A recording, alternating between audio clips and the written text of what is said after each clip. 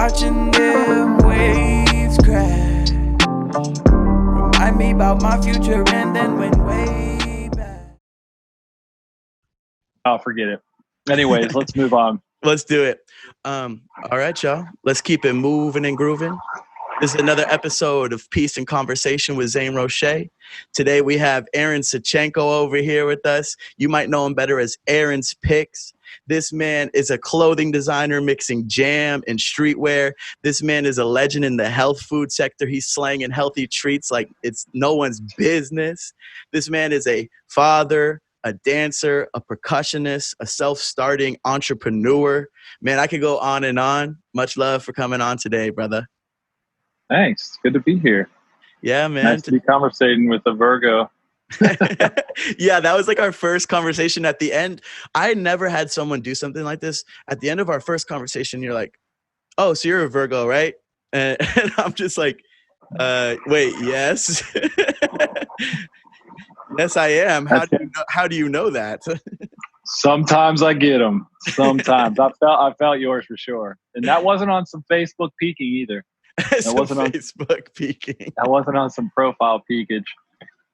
So, Aaron, where are you at right now? It looks very interesting in your background.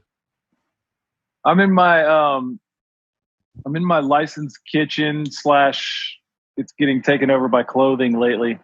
So I have clothing over here and then kitchen area over here. And then another room, another part of our kitchen as well down the hallway. So this is like a hybrid studio. It was an art studio space, but the Department of Agriculture let us turn it into a licensed kitchen, which was really easy in our case because we just dehydrate food. And so like when you dehydrate food, you don't need as many like hoods and all the complex stuff that's needed when you're cooking and all the fire hazards and all the fire shit needed. Oh, hold up 1 second. Someone's calling in. Okay. Oh, it's all good. Let me get. Okay. I lost my train of thought. Yeah, we were just talking about how you're dehydrating. Oh yeah, so that's that's the space I'm in right now, and I'm just getting orders together and wheeling and dealing on my DMs, and I got to keep denying my son. Oh, it's all good. If you need to, you can take the call, bro. Oh, it's on some did you get the code stuff. I would have to go out. He needs to be denied.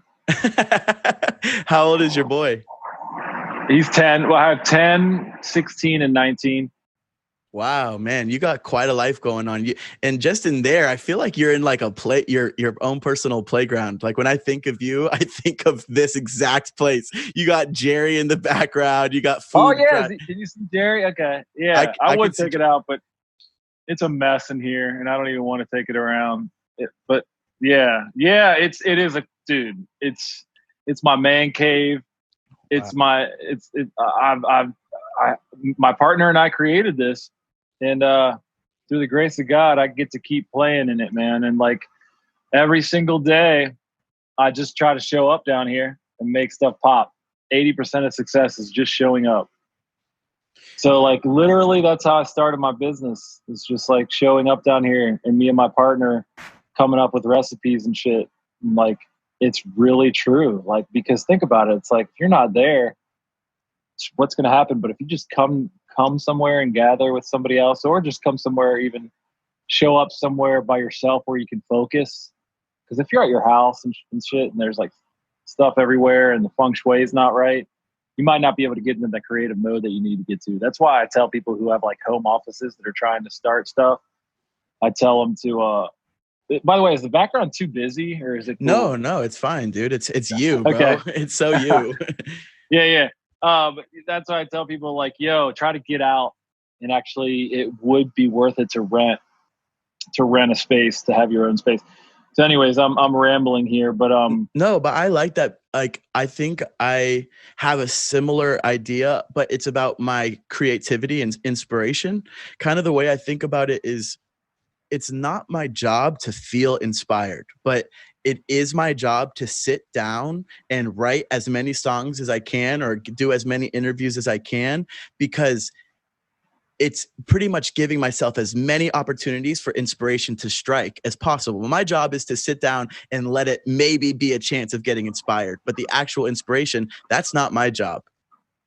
Yeah. Well, you're trying to just show up. Just trying to show You're up. showing up as much as possible. And it's called the law of probability. Right. I guess it could be fucking like law of probability, dude, and fake it till you make it. But most motherfuckers don't realize it takes a lot of that. Like they'll get on that tip. No, I shouldn't say most. I should just say it's easy to get on that for like a couple weeks. Like, yeah, but dude, we're talking like keep going. If you're obsessed with your craft, time doesn't exist anyways. So you should just be showing up. And it doesn't matter if your heart's in it and you're getting you're changing at least a couple lives a day, or just you feel your impact around you. Just keep going, and it just takes time, and all those little steps add up to the big shit. And that's what people don't understand too, is like those tiny little details, man, add up to like Bill Gates's whole shit. And what do you feel about success? Like, what's your idea of success? Yeah, we talked about this. Nice. You knew that one. That's a good one. We touched on that last time. I have this pointer. I have this straw. It's like a pointer. He has like a projector in the background. He's like, so here's my chart of success. It's good. It's good. It's like, yeah, I feel official. It's good for my ADD too. You kind of look like Hermione Granger. Yeah, right. Success. Yeah. Well, my favorite definition of success, which I think is probably an unconventional definition, is the progressive realization of a worthy goal. And I've stuck by that for a while. The progressive realization of a worthy goal. If you're progressively realizing a goal every day that you believe is worthy, that's up to you to know what's a worthy goal. But if you're progressively realizing that daily, you are successful.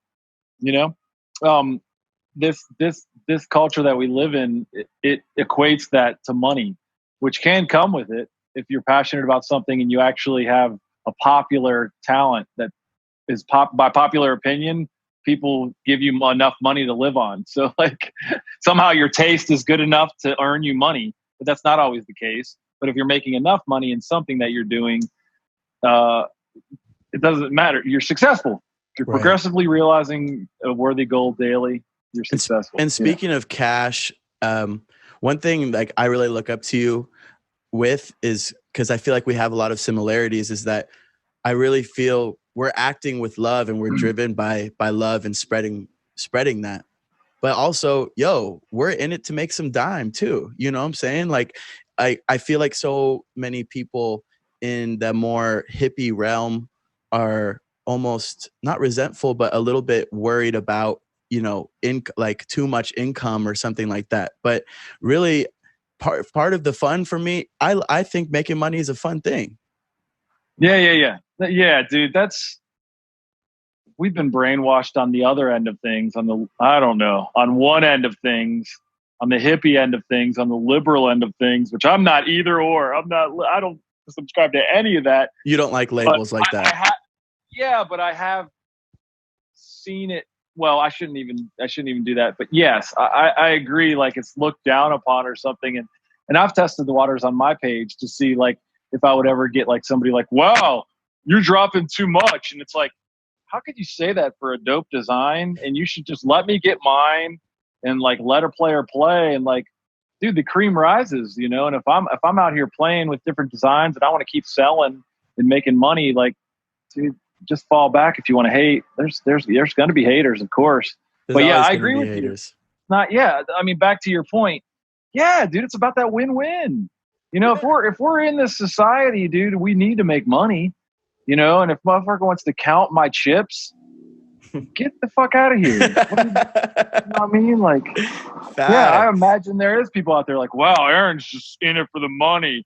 But if you know me and you see my steez, I'm in it for the money and I'm in it for the flow and the love and putting out something like music, which is like a very neutral communicative device in terms of like instrumentals. At least that's neutral. It is neutral, I guess. Energetically, whatever it can be. It is neutral. But I mean, well, even on the Jerry notes end, that's straight love. So fuck neutral. That's straight love notes coming out of there. So like, yeah, that's like one of the only ways that I can see how to communicate to the masses without division and without fucking arguments and like all the shit that's being pushed out here right now with this whole like 6 feet back. I know most people would think I'm crazy, and I'm just people put me in one group by saying that what's going on out here, I believe it to be one way, such as the division, divide and conquer. That is the first thing that I think about when I think about when I see 6 feet apart, when I see the gloves and the masks and stay at home away from anybody you love, dude. I don't see anything besides divide and conquer. And that's just my intuition, Right. But anyways, that's a whole other thing we can go down. We can, yeah. So, what's my point? What was my original point? This is a rabbit hole of a conversation. We gonna do this all day, baby. I know, right? I know. But there was an original point that I had just as far as it was talking. that people were in it. Just go ahead. I forgot exactly what led us down that hole. Quickly, we went down. Yeah, I guess I wanted to ask you about that because, you're talking about your health food business and also your clothing business, and you related it to music. So is music kind of one of your main inspirations for actually starting your business in the first place? Yeah, that's a great point. Yes. My partner and I had music going the entire time, the creation of our business. It literally is the root of our business. That and raw cacao. When I started this business, I was drinking mad raw cacao smoothies, and we were on some Oompa Loompa shit for real. Like, you can get spun out on some cacao. Like, wow. If you put like a quarter cup in your shit, like a lot of our zany creations. Because think about it, our first bar we made was a chocolate bar, like real chocolate, cacao ground up. Like back when cacao was a new thing, like raw chocolate. Well, it was actually like a big thing in the raw community, which is whatever. It was a little trend. That's a whole other rabbit hole, but it was trending heavy, like back in like between like 2004 and 2010, raw food sections. There were raw food sections at health food stores. Since then, it's all kind of gotten assimilated, and some strong corporate companies have kept their raw brand and stuff. But anyways, music, dude. Yes. Music is, oh my gosh, dude. I can't even, I literally, when I come in here, it's almost like I can't even really work. I don't get started without music. Yeah, and for y'all who don't know, Aaron is like a crazy curator of many different forms of music. He'll play different reggae cuts. He'll play some crazy deep dead cuts or Phish cuts you never heard before. Yeah, that's what I try to do, is just like stuff that's like most people have not heard, like that whole like underground bootleg shit that's in the middle of a 3-hour show that no one would ever know how to get to that part, that, and the rest of the song, a lot of times, like with Phish, to be honest with you, that minute that I pick is, well, in my opinion, it's all subjective. That's as hot as it gets. I mean, God, I posted something, but a lot of people would say different. They like it when it goes into like crazy chaos. Like, well, because Phish is like, the way I feel is like the Dead will take you on this journey because of how the songwriting is, and that's the nature of it. But Phish will take you on a journey because I think they kind of want to fuck with you. Yeah, I agree. They're fuckers. Yeah, they are. They're fuckers. They're little fuckers, dude. Like, yeah, dude, trust me. I'm talking. I have experience of being like, last show of fall tour, encore comes out, you're like so hyped, and acapella, hello my baby. That's in my Phish video, actually. That's a true thing. And you're just like, you guys suck. Like, really? That's how you're gonna go out? You like, you can clearly see that they're like, dude, for all you idiots that have no lives that are on tour with us. That's what it could be. He's like, I know they're like, I know that you're expecting like this insane encore, and we're like gonna the give craziest you like fluff head part 2 you've ever seen. I swear that's part of the combo, dude. They fucking, I don't know if you know, but I've done I have a YouTube video that did pretty well called "Shit Phish Kids Say." and it's me in character. I also have a YouTube video. Oh my God, I don't know if you know this. I have a well, I shouldn't gloat. I have a YouTube video called "Shit New Age People Say."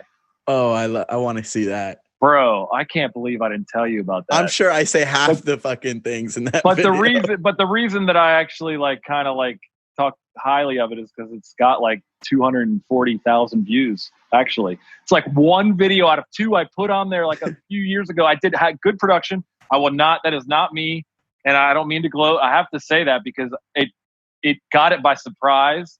And I just did two videos, man. The Shitfish kids say did okay, but this was because the trend, part of the reason it got as many views as it did is because you remember the trend, shit blank people say. Oh, yes. Like shit white people say. Yeah. And so if you jumped on that, you could jump on any subject and you were going to get some views. So anyways, yeah, I don't want to gloat. No ego. Humble. Yeah. Anyways, check that out for my acting. Cause I want to see you make another one. I'm kind of like a gay new age guy that I'm kind of an actor. I don't think I told you that part. I mean, I really am. I'm just not a professional. Anyways, check out that video. Let me just rewind so I can start that, so I can give your intro and put actor in there. Yeah, for real. Like you're gonna trip out. You're gonna trip. Aaron, I have I'm looking at this pair of pants behind you. I just got a pair of pants like that.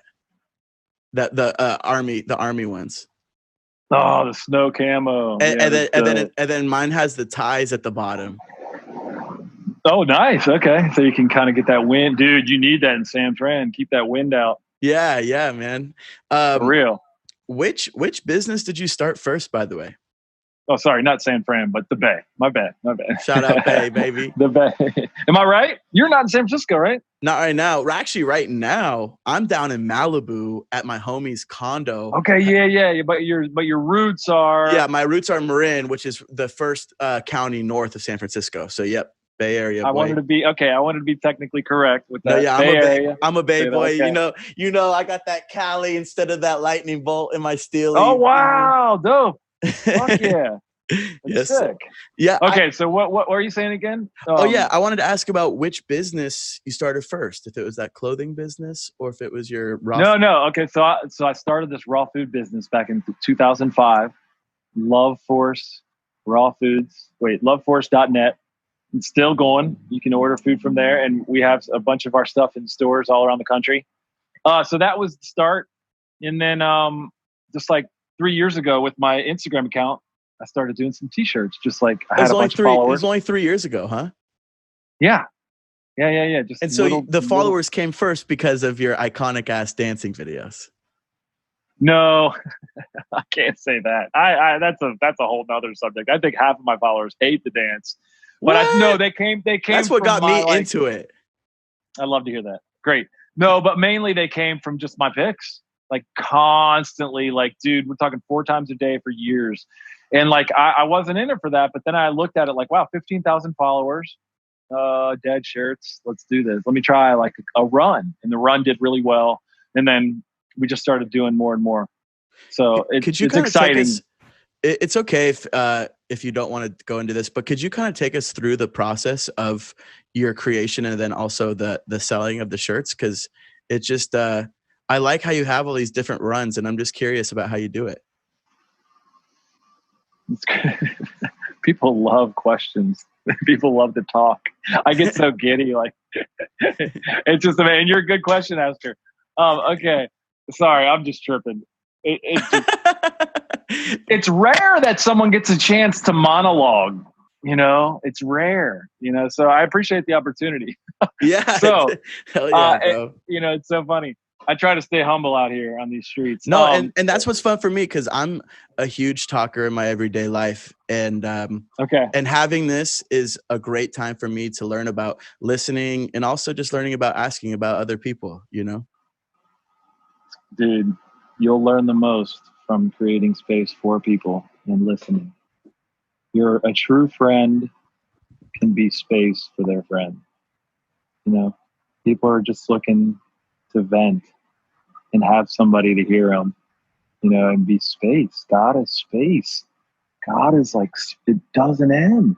the ego is like this, like me, and the fucking God who we are is just like giving. You need an ear, listen. You know, it's deep, man. So you're a good listener. Well, I mean, you're good for this job. So, so back to the designs. You know, a lot of it has been Lion Criddle, for instance. Shout out at Lion Criddle on Instagram. Is a Cincinnati native designer, and he'll just like in the beginning when I first started, maybe my third design, not my third design, but my guy on the design squad, Lion Criddle, he came up with the Brent, and so he just randomly, you know, I'd have to ask him his, you know, because I'm the more the procure guy. I have some ideas, but I inspire people to come up with shit. Like, dude, get on your computer, like my boys. Like, dude, what's up with this song? I might implant something, and then they go. But like, he brought me the Brent, and I just go, if I see something that's sick as fuck that I think is a 10, I'm gonna run it. And if no one buys it, fuck it. I'll wear that shit. I'll wear them until I die. I'll sell them somehow. You know what I mean? Like, so if I go with something that I'm passionate about, I don't care if there's no way that I could think this highly of it and no one's going to think similar, you know, and buy this shit. So like with that Brent that he did, which was the Rolex, the Rolex, the Rolex and Brent underneath it, just simple, clean G shit. Lion Criddle don't play. You know, as my boy, I was on 98 Phish tour with him back in the day. Like, we go that far back, and he's been an artist. You know, he's an art teacher. You know, so he's like an artist, and it's been a blessing to work with him. So like, yeah, when he brought me that, I was just immediately like, oh, on black tees, yes, just big center. He put a mock-up together. I put it out there, you know, and it just started hitting. So yeah, that's it. Usually it's me getting hyped up with my boy, with one of my cats, because then you have Lyndon Probst, who's also Cincinnati native. He sends me a design. Typically, I shit my print. I trip right away, dude. His art, you know, I'm privileged to work with these people. And Cincinnati native, dude. Like, wow. Since he's got something going on, I'm telling you, because when you think about it, let me take my glasses off. When you think about it, it's not too bright. When you think about it, Online Ceramics is Ohio. Actually, it is kind of bright. Online Ceramics is Ohio, about an hour and a half up the road. They are the official Grateful Dead merchandise artists. For real. I mean, Ohio. Most people think that Online Ceramics, like I was talking to my buddy about that after we talked a few weeks ago, and I was like, yo, you know, Aaron told me that Online Ceramics is Ohio, right? And he's like, wait, they're not LA? Everyone I know. They look straight up like they're just like, they're cool, and they look like that's what they look. I get that a lot. Like, you look like you're from Cali, and I'm Ohio, straight up. You can hear in my accent. But anyways, back to where we were. We keep going on these awesome, but you know, Aaron, side paths. I'm in the music industry. I'm an artist, and what you are to me is you are the true definition of what a producer is. So you get the pieces of the puzzle, you fund the project, you understand what your vision is, and then you help everyone else help you by creating this beautiful product. And then it's all the producer's job also is to know how to market and push that product. So you're essentially what Quincy Jones is, you know what I'm saying, but in the Dead fashion world, in the Phish fashion world, the Jam fashion world. Yeah. Oh, cool. I've never thought about that. I'm uneducated in that sense, where I've never even put that together. But yeah, that makes sense. I've always just thought lately I've just been saying I curate, you know, which I guess is similar. A producer and a curator have a lot of similarities. Totally. The biggest difference is that a producer has more of an entrepreneurial mind, in my opinion. Okay. And yes, and I have that, which we talked about last time with my astrology. Sorry, I need to put this down. He's about to like Guardian Leviosa my ass. You know what? I think I'm ready to like play some air drums. Shit, what was I saying? Oh yeah, I told you before that I'm a Cancer, and one of the Cancer traits is like businessman, business savvy. And so like it's interesting when people like say like, how do you start a business? And like, I want to do that. I literally want to be like, yo, let's start with your birthday. You know what I mean? Like, dude, for real.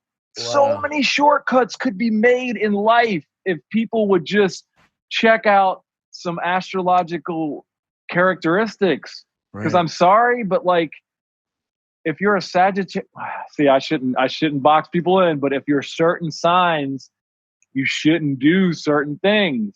You know, and if we, that's one of the things that I feel like the golden age of society will be eventually, maybe, if we move out of this death shit that's popping off, whatever. If the light really prevails, like, we could literally start having work. Like, basically, if I was hiring people, I would hire people that would be astrologically like sound together.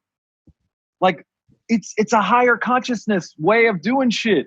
But out here, they try to, they make fun of it. Oh, astrology. Oh, read your, what is that called? The daily horoscope. Yeah. But really, it's a tool, man. And like, I have literally hired a girl.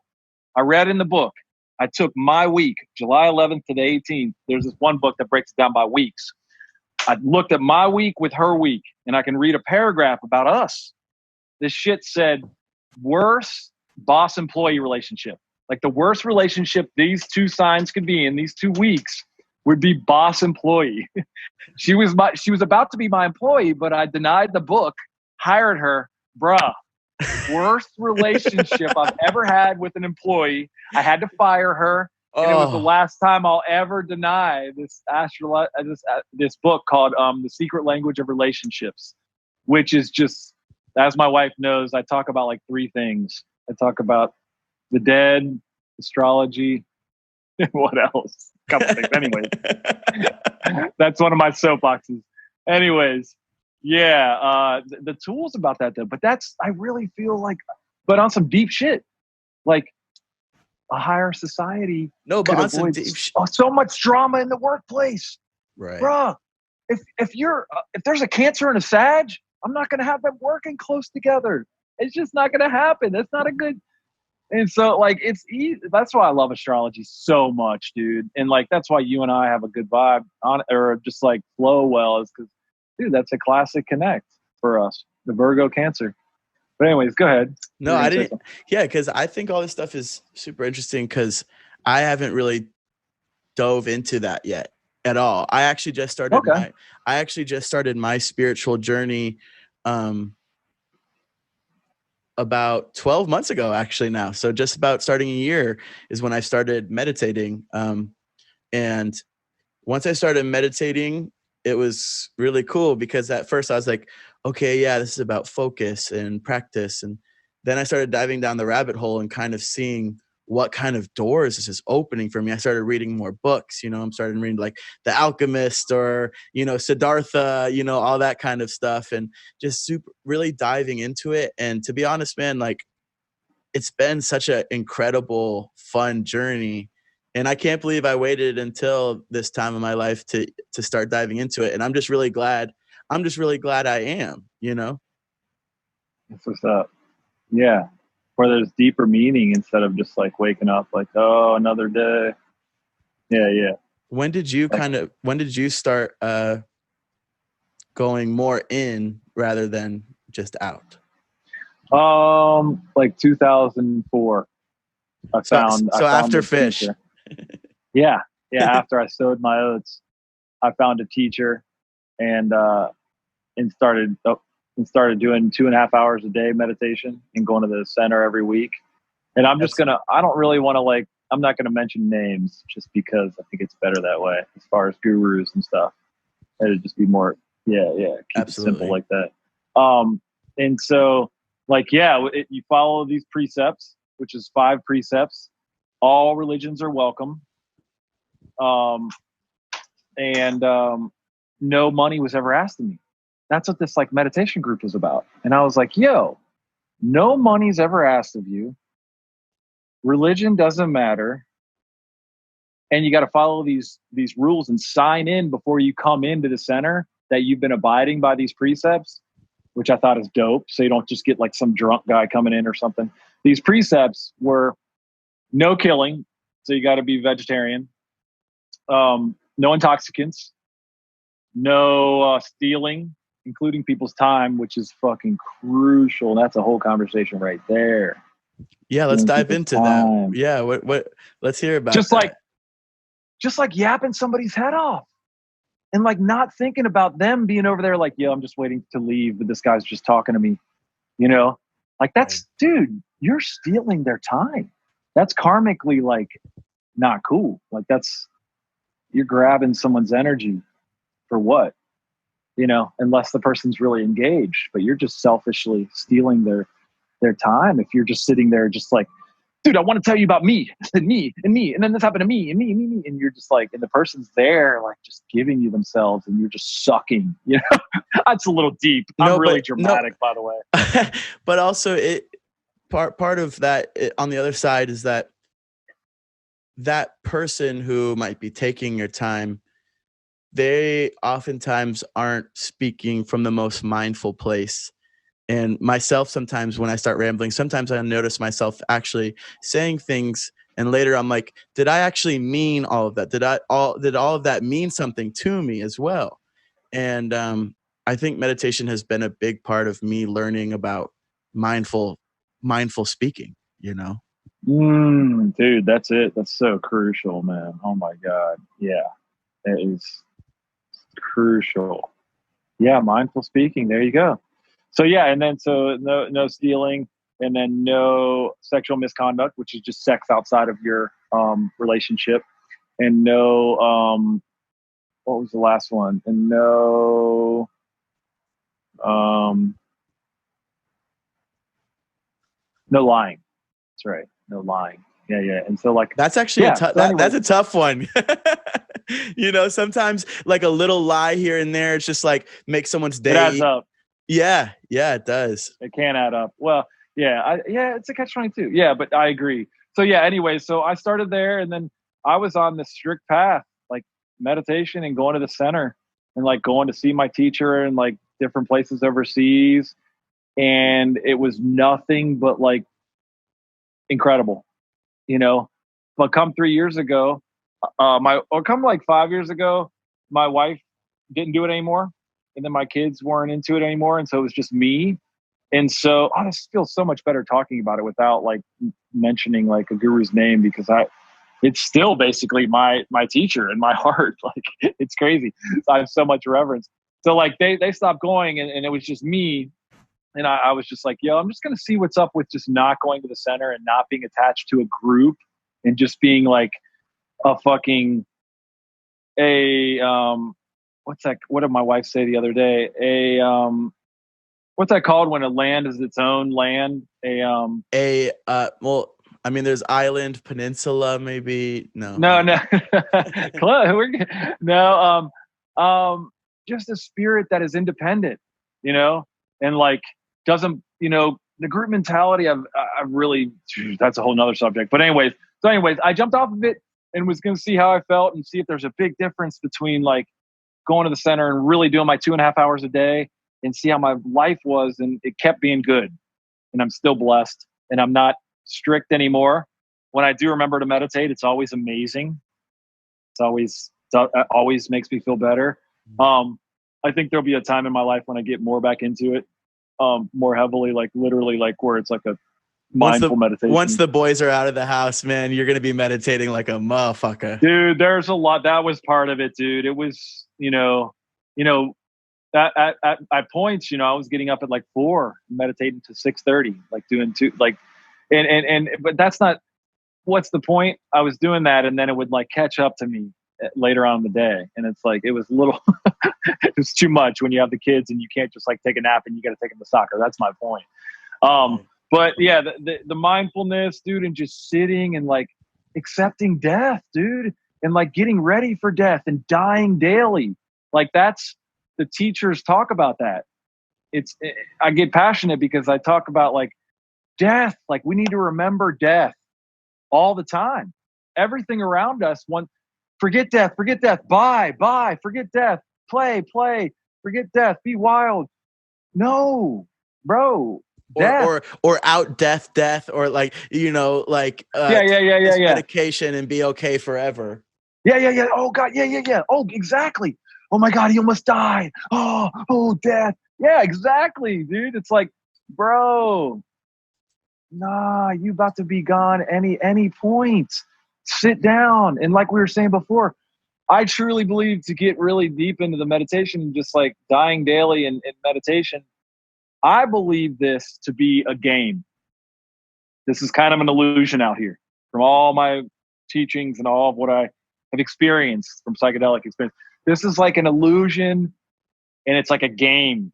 And the only way to really stop playing the fucking game is to sit in the corner, shut the fuck up, close your eyes, do your mantra, and lead, hopefully you can get into samadhi. That's the only pause button. Otherwise, it's just, fuck. It's a fucking mouse wheel, bruh. And just knowing I have my meditation technique in my back pocket is always, it never gets that intense for me where I'm like, oh, if it does, I know I need to go sit, because the illusion just wore on me. You know what I mean? All of a sudden you think illusion. you're in the movie when actually you're just watching that shit.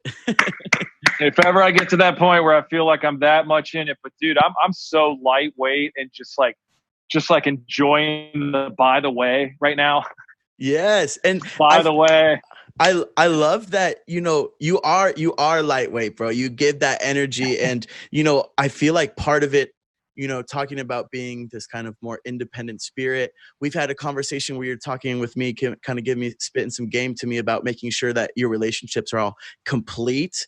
And then, your one business feeds into the other. And you just kind of have this like circular vibe of completeness. And that's cool, man. I think that's an underrated thing of having all of the facets of your life kind of correlating with each other. It's cool to have that recognized, brother. Yeah, I agree. Bro. It's blessed. I don't know. I got blessed with a chunk of money, back in 2005 to start this. In fact, $60,000, to start this, which covered like our expenses in starting it and like living expenses and all the equipment. And since then, it's like, bro, I'm mindful enough to get a gift like that. And then not to mention, I signed something that says that she passed away. God bless Joan, RIP, that we didn't know anything. And after she gave us the money, she passed away like 2 years later. And it's like, if you're given that opportunity and you shit it out, you know what I mean? It's like, come on. And like Donald Trump got a small sum of $1 million. Mine was 60, but I made that shit pop off. Facts. And I still am living on that bitch, basically, because I made that bitch pop since 2005. So this is 15 straight years living on that blessing. And so luckily I got that blessing, and I've been trying to make the flow happen ever since, And again, just showing up, huge. That's beautiful. Dedicating bro. When let's throw it back then. Let's throw it back. Let's get back to let's get back to some of those ratchet spun out days. We getting all holy, we feeling ourselves spiritually, but let's throw it back to the lot, bro. I want to hear about that. I want to hear some fucking story, or like, I don't know. I just want to hear about just a crazy story. I want to hear about some of those Phish days, man. What you were traveling 98, right? That was like your big Phish extravaganza. Yeah, dude, I was a mess sometimes. But you have to remember, one of my astrological weaknesses, one of my 3 weaknesses is insecurity. And psychedelics and insecurity is a motherfucker. It can be in crowds of people. So I've had some crazy, not good experiences, and a couple, shout out Paulie, a couple people come to my rescue. But those but those like all the enlightened people know are like the most, that you learn the most from those. Those are the most humbling. So we could go there, or we could go like, I was big on sneaking in, dude. And I've snuck into like some of the literal like most classic Phish shows, like 12/7/97. There was no tickets left. I just went by the fucking guard. He chased my ass. I ran and just mixed myself in with the crowd. And that show. So that I was real big on that. You're like tripping in the crowd. You're like, that show. I was not tripping. I wasn't. I was so lucid getting down, dude. Oh my God. And so there's that. I was, dude, my whole thing was finding space to dance. Like it was not like on some sheep shit. Like I was going like to be part of the show. right. Like, and that's part of like my thing is like, don't just be a sheep. Like part of the reason the Grateful Dead show was the show. It's because there was a culture in the crowd. It wasn't just a crowd. It's like you got your spinners, you got your lawn chillers, you got your smokers. Shout out all them personal shows. Yes. Shout out all them motherfucking personal shows. Facts. That's a big subject. I think, first person that comes up is that black brother, Mix, whatever. He's real tan, black brother, who plays the guitar, and he's got like an amp, and he's always at all the shows.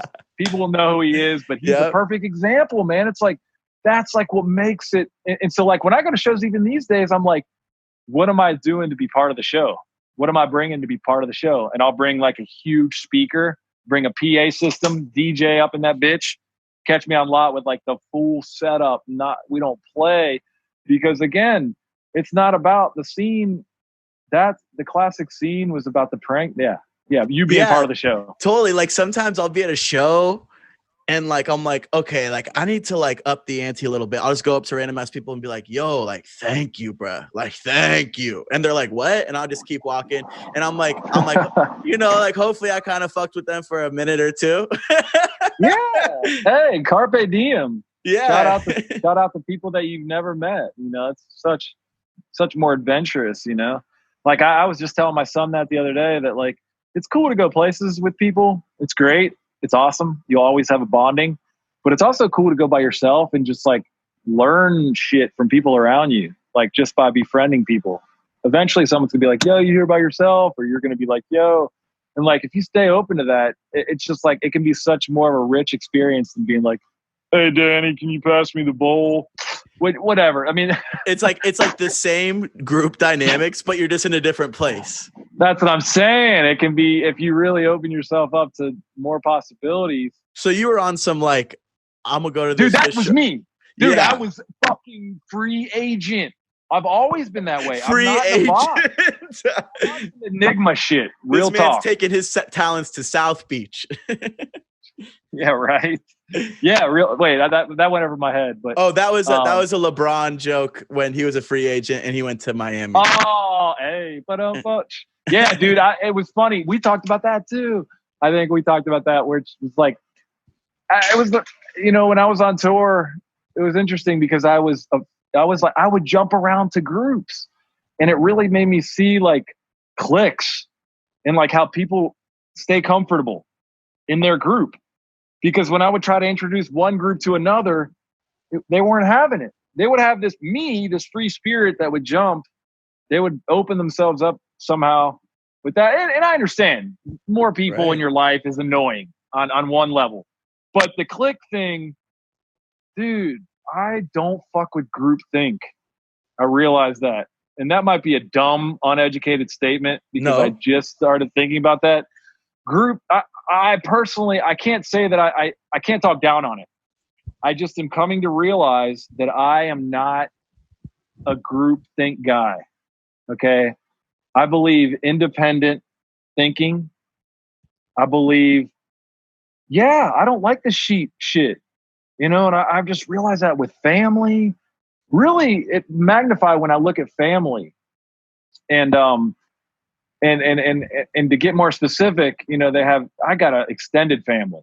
So when you're on Telegram with the family, there's like 22 people that keep up with each other. And in that group, it's a group thing to where like they all think similar.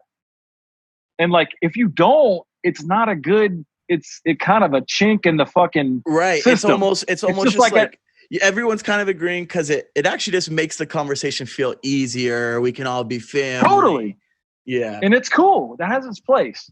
Right. You want to come to, you don't want to always, but like as far as everyday shit, like, bruh, my wife and I, it's called sovereign citizen. That's the word I was looking for. sovereign citizen. Like I'm a sovereign spirit is more the word I was looking for. Like a spirit that's just like, yo, I take responsibility for everything I've done. Give me my shit. Give me my karma. Give me my negative. Give me everything. I am it, you know? Like the reason that's dope is like, if I'm part of a spiritual group and I want to do, and I feel the need to run through a fucking field naked for art and for the sake of that's my spirit, but then I don't do it because that's going to go back on the group and be a bad on the name of the group, bruh, I can't, nah, bruh. Like, that's a limitation.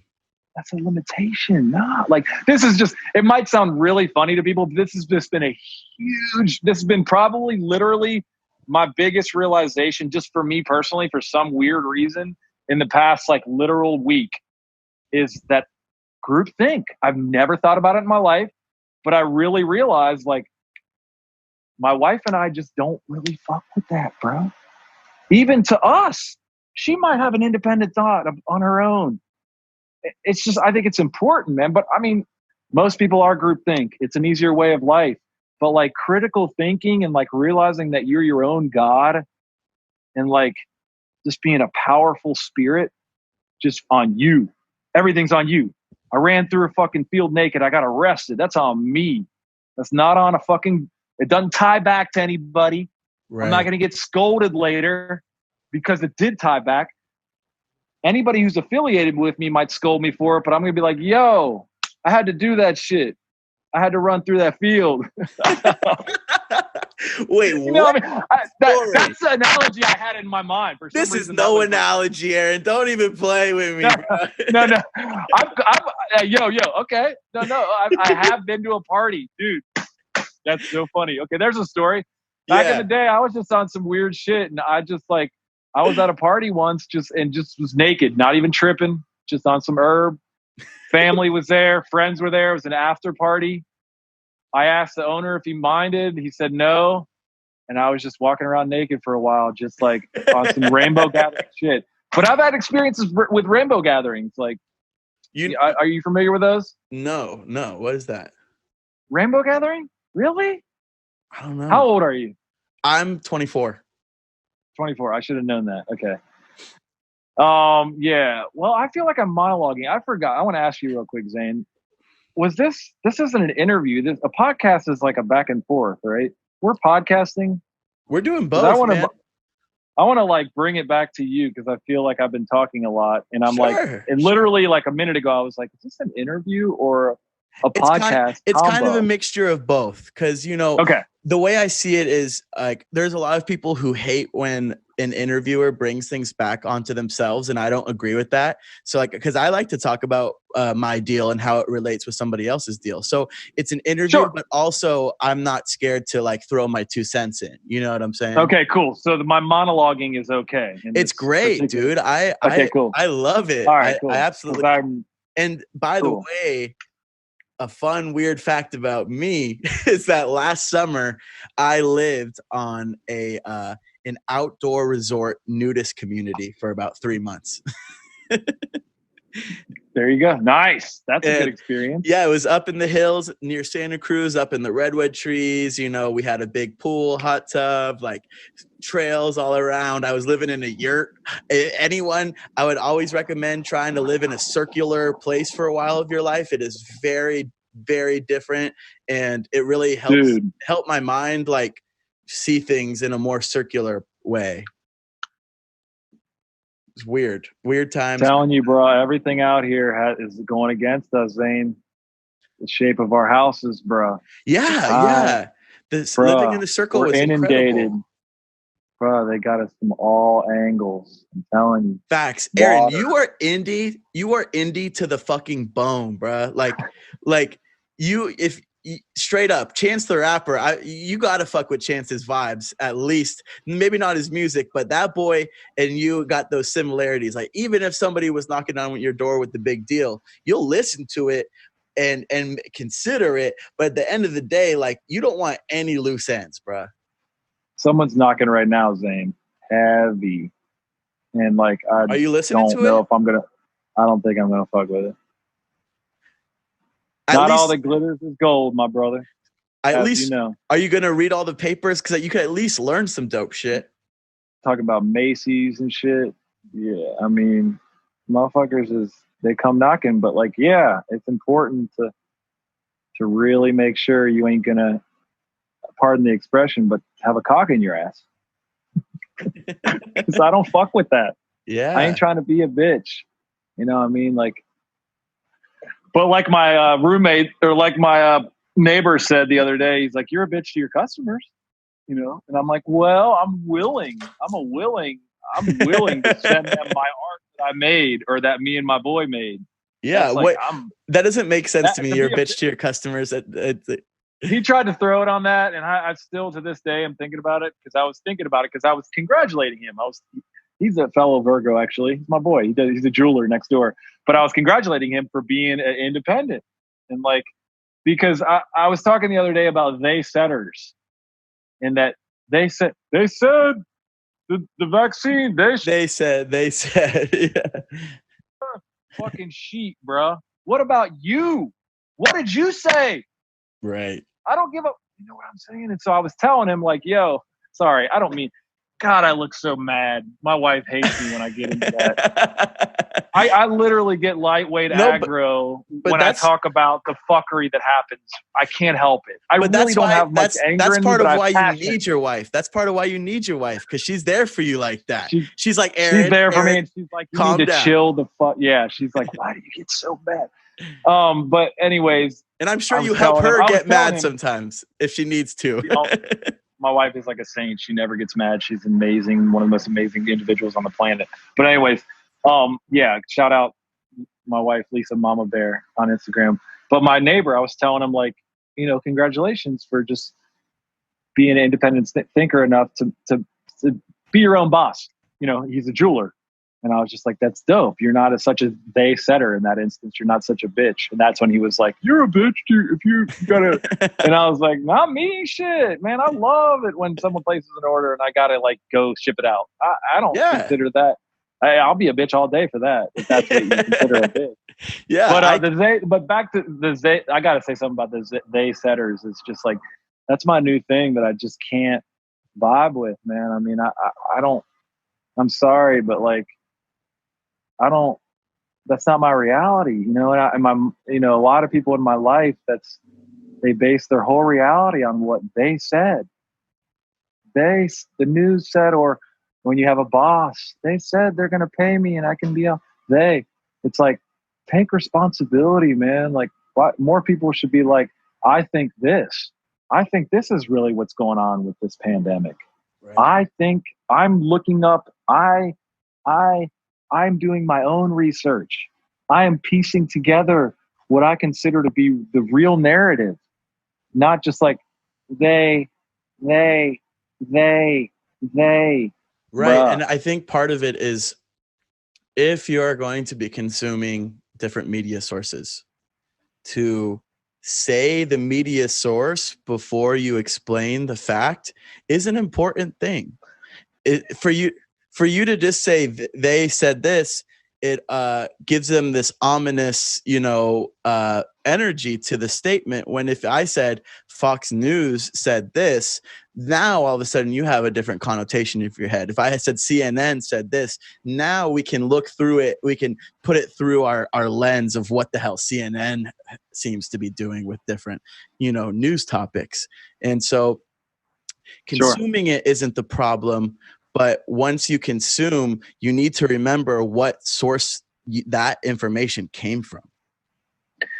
Consuming it, I'm sorry, but I'd have to disagree and say consuming it is the problem. Because if told a lie is repeated enough times, it becomes the truth, brother. Right. And I would say that is what it is, man. Yeah. And for me, I would say that since I would like to help I guess help lead in a lot of ways. I think that consuming information, making your own inferences, but being able to bounce off what is being said with what you say and creating this new thing, it almost is more relatable because they can take that news source, what they said, And then you can say, well, here's my input on what's going on. If anybody's interested, by the way. Exactly. Yeah. Exactly. And so consuming is actually just a part of connecting with the larger society in a lot of ways. You're right. But when it comes to my very, very, very out there thinking, I realize this, I'm very out there. I'm crazy. People can call me whatever they want to. I truly believe that all media outlets, mainstream media outlets, are all actors. And they're all fake. Again, I'm crazy. Aaron's Picks is crazy as shit. And yes, a conspiracy dude. I truly believe that. And so when you come at it from that perspective, we do have to consume media, but when you come at it from that perspective, don't consume any of that media. Because, bruh, if you're consuming lies and lies and lies and lies and lies, all of a sudden you got a mask on and you're visiting your grandkids and you need to like have gloves and like it's mind control, bro. Mind control isn't just like put him on acid and sit him in a seat and make sure his eyes are up. Mind control is repeating. Right. The repetition. We're not going to go. I'm telling you, man. We don't need to go that far down this hole because shit is what it is, and I am in their reality as far as I'm concerned. Exactly. This system, and that's I'm in their system. Exactly, and that's kind of what I'm saying is like, you know, like we can have. It's good to have thinkers like you who are willing to say, look, I'm independent when it comes to this. And then for myself, I like to kind of be within there to be like, look, we're in this. You know what I'm saying? And so it takes different people to create a better place. And so it's okay if we disagree on this because we both have the same intention and we both, you know what I'm saying? Like we're both acting with love, trying to improve our society, and we need the different players. You know, you always need your different players. Everybody's perfect, literally. You know, and everybody's doing their thing. And you're not crazy. You're not crazy. I don't say that. Don't say that because that's not it, bro. Like you are unapologetically who the fuck you are. And that's why I fuck with you. That's why I fuck with people that people like to say are crazy. Like I like those people because they are just unapologetically themselves. And it makes me feel like empowered. And so, yeah, it's selfish, but that's why I fuck with people like you. That's great. That's what's up. Yeah, that's cool. I agree. You know what? Speaking of that, I think cool people to me, someone that's cool is someone that is being unapologetically themselves. Cool to me isn't have shit to do with clothing or anything. But if a motherfucker is truly like them on some individual, dude, that's cool. I mean, you can feel it. Can't we agree on that? Like, that's cool. Like, you're being real. Okay, that's for instance, realness. Here's the holy grail of that. Here's the holy example of what you're saying. Jerry Garcia played Jerry Garcia. Enough said. Jerry had his style. Realness. And that was his style. And honestly, he didn't get too far from that style all the time. Because that is just who the fuck he was as a guitar player. And that's why when we hear Jerry playing, it just pulls on these strings because he's not pretending. Real. And then we go into the subject of realness, man. And like, I truly believe like the higher consciousness one is, the more realness they project. Like, you know, when I look at like gurus on tape or just like people that are like spiritual practitioners, dude, realness. Like it's real. There's no like bullshit.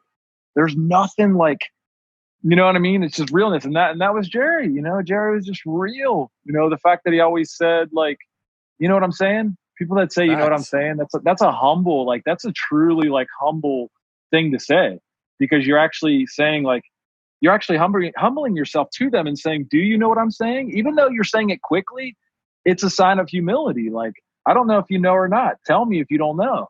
And not just like, I'm going to tell you this and you need to ingest it, you know? Like, so like realness, man. Speaking of realness and also the other side of ingest this, because I'm the one who said this.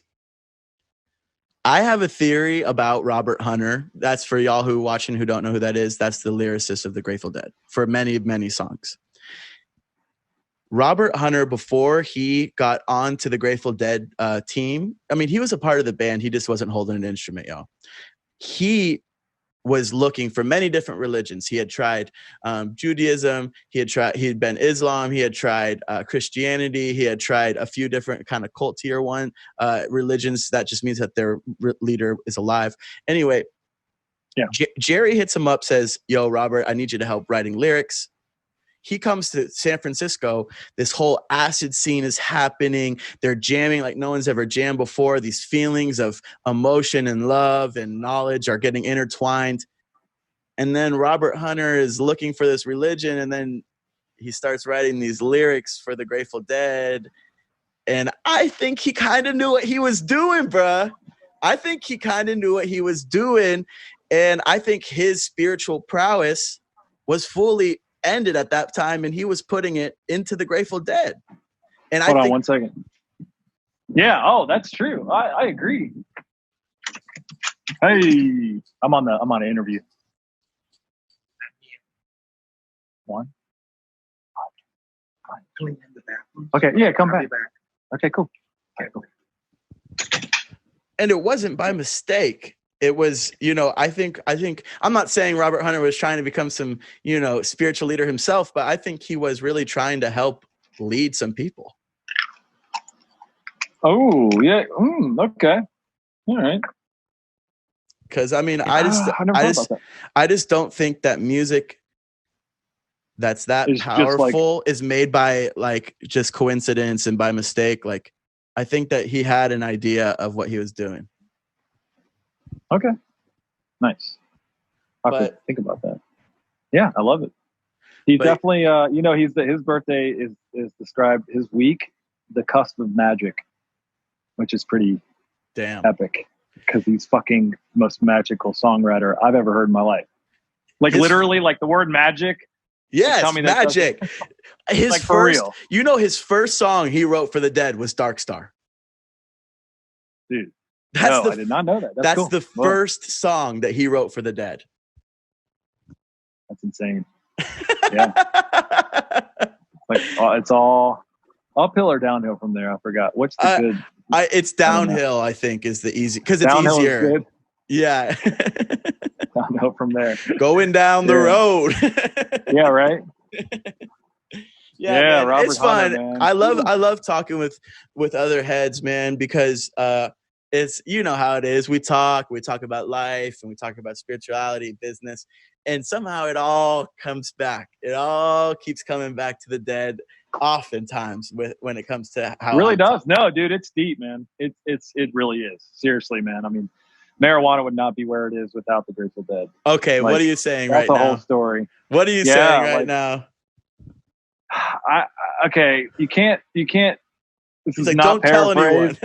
No, I don't have the exact story, but in essence, there was like pretty good weed that existed before 1991, and then in 1991 at Deer Creek Music Center, where's that? Two people, Deer Creek in Indiana, at the Grateful Dead show. Two people, because you got to understand, one of the things that made the Grateful Dead, the whole scene so amazing is because you didn't have the internet. So you have all these alternative thinkers coming together from the opposite sides of the country. The only time that's happening. Yeah, like my dad could have been at that show. I got these seeds. I got these tapes. I got these seeds. Bring these back. I've been hybridizing. They could talk about shit that you can't really talk about on the phone. And like, and so like in 91, a guy from the East Coast and a guy from the West Coast, they met up there and they traded strains and they both went back to their places. Chem Dog was one of the strains, or that was what was created. And they did some manipulation. And that's when like Dank Nuggets really started hitting the scene, is because they found the mama, which I believe is Chem Dog. Like that's the mother of Dank. Yeah. The mother of Nuggets. Like, I don't know what else to say. Wow. That's when Seedless started. That's when it's something I wish I could get a better breakdown on this history, but this story came from a huge legal grower, Dragon with Matches in California. good brother, awesome brother. But and I like that story, and it shows you, like literally like marijuana would not be where it is without the boys. So, man, where are we going with this whole thing? Just the power of Grateful Dead. All the dead, everything goes back to the dead. Everything goes back to them. It's crazy. But like, it's so also I am biased. My first Grateful Dead show and my only Grateful Dead show was 2 months before I was born. I was in my mom's stomach at Shoreline, the last show at Shoreline. What? Yeah. And then that's deep. That's really cool. So that was in July, and then he passed in August. And then I was born in September. Dude, that's bananas thing. Whoa. And that's so really cool. So you've been to one. You literally have been I got to go to one show, and it was the last Shoreline show. And then that's nuts. So for me, it's like really deep in my blood. It feels, and so. Dude, I would not be the same way if I didn't see Jerry either. I saw Jerry as well, and if I wouldn't have seen him, I would not be as deeply entrenched in the Grateful Dead. I don't think. Where'd you see Jerry? That's so dope. Seattle 95. Yep, Shoreline was like the next stop, dude. Wow. Yeah, Seattle 95. I was 16, bro. Getting my mind completely blown the fuck open. 3 nights, Seattle. Oh my God. Yeah, dude. Like my whole life changed. I mean, that's the power of this shit. I mean, that's the power. Were you ever selling, well, we don't have to talk about illegal stuff, but were you ever selling like clothes or food on lot? Yes. Oh God. Yeah. Smoothies. Is that what got you started on your entrepreneurial pursuits, actually? Yeah. Well, no, mushrooms and marijuana started that way. It all goes back. Yeah. But yeah, legal hustle was the smoothies. Yeah. On my own. And I'm so anti-alcohol that you are. We didn't even. Yeah, I'm very anti-alcohol. I'm not anti people that drink alcohol. There's a difference. Huge difference. I hate alcohol.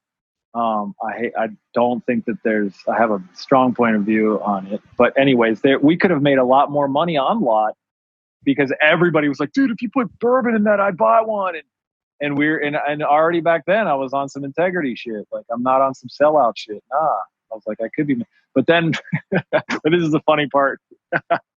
As that didn't make enough money, I'm like, yo, can I get that QP? Cause I need that fucking. You're like, and then I got popped. And then I got popped. Where'd you get popped? At fucking Alpine Valley. Did a month up there. Yeah. So it's funny. Like the legal hustle turns illegal. And then like a week later, on tour, it's partly because I was just being stupid. I was literally just serving up in the middle of Shakedown with literally like people surrounding me, and one of those happened to be an undercover. And I'm like eyeballing out quarters, bro. Like, here you go. You're just like, I think I literally straight up, like on some like no scale, like freestyle. I could do this shit. I've been in the game long enough to eyeball this bitch. Yeah. You know what I mean? Here's 50, here's, and then one of those hands was the fucking man. I remember. Classic. I like that aspect a lot. You have like, you got your crazy shit going on, your more undercover shit. You got your balloons happening. You got, and then you have just like beautiful entrepreneurial spirits who will make sure that they are getting to go to these fucking shows, dude. Yes, that hustle's beautiful. Yeah, that hustle is real. Yeah, no, that spirit is like, that's part of the spirit too, is just like the serious drive to just like have the best night ever. Yeah. And that's beautiful. Like, yeah. It's so pure and that's so like in the moment. I don't know. That's so like, yeah, music is just, yeah. And then when you add nature in and it's like outdoor, man, music is just music and nature. I mean, what a combo, you know? Facts. Like so epic. Well, Aaron, let's end it on a positive. And I want to ask you, yeah. Last question. What is a perfect day for you, bro? A perfect day for me. Hold on one second. Yep. He's like, I got to think about this one. I'm almost done. Yeah, I'm almost done. Let me see here. All right, I'm on my. I got a friend about to come in, and I'm like, I'm almost done with this. A perfect day. Oh, a perfect day. Right now, like a realistic perfect day. No. Like based in reality. No, it doesn't have to be based in reality. You trippy motherfucker. No, I'm not saying that. I'm saying like based in like a world where you could go see anybody you'd want to see. Yeah. Like I want you to go ham. Oh my God, a perfect day. A perfect day on Earth, at least in this physical realm, would be like a festival surrounded by trees in nature with Marley, the boys, with Jerry. Can we get Bob singing? Can we get Bob singing with them a little bit? Sure. Oh yeah. Burning Spear, Medeski Martin Wood. I don't know those two artists, bro. You gotta send that my way. Phish, Playboy Cardi. Facts. Cardi just switch up the whole shit. Playboy Cardi, Allman Brothers. Yeah. Yeah, and those bands take up the entire day. So however long of bands they need, that's the day. And then you're just in bliss the whole day, and then you just go to bed and you're just like blissed out. Yes. That's it. Yeah. Aaron's day is just the best fucking live music of all time. Yeah, straight up. Wow. It's my favorite part of Earth, honestly.